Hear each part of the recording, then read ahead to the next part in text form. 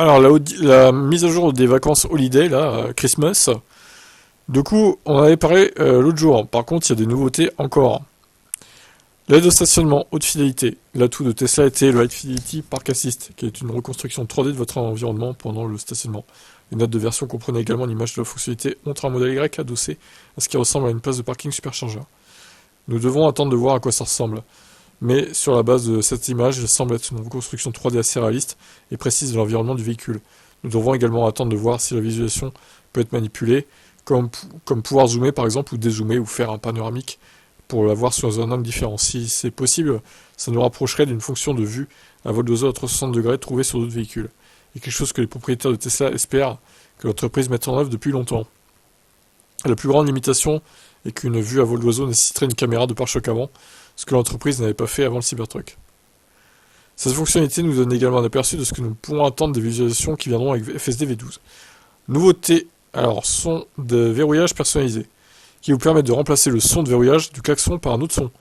L'image qui l'accompagne montre qu'il existe une liste prédéfinie de sons parmi lesquels vous pouvez sélectionner comme un canard en caoutchouc. Canard, Rubber Ducky, Jingle, Old School, Applause, Goat. Une chèvre, non mais sérieusement, au secours quoi. Donc quand vous avez verrouillé votre voiture, vous allez avoir une chèvre qui va gueuler quoi. Oh, c'est d'un mauvais goût je trouve, c'est ridicule. Hein.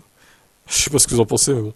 Bien que les notes de version ne le mentionnent pas, une source nous dit que vous pouviez même ajouter des sons perso, rendant les... Alors ça c'est mieux déjà, si on peut ajouter des petits sons perso, rendant les possibilités infinies et illimitées.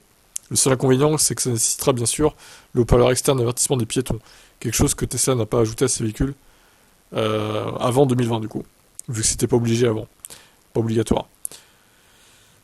Alors voilà, la liste complète, du coup, son verrouillage personnalisé, LAN Party on Wheels, vous gérez vos jeux préférés sur l'écran tactile arrière, ok, bon ça c'est pour les passagers à l'arrière, casque Bluetooth à écran arrière, ok, Apple Podcast, les radars sur navigation routière, inclut désormais des radars, des panneaux d'arrêt et des feux de circulation.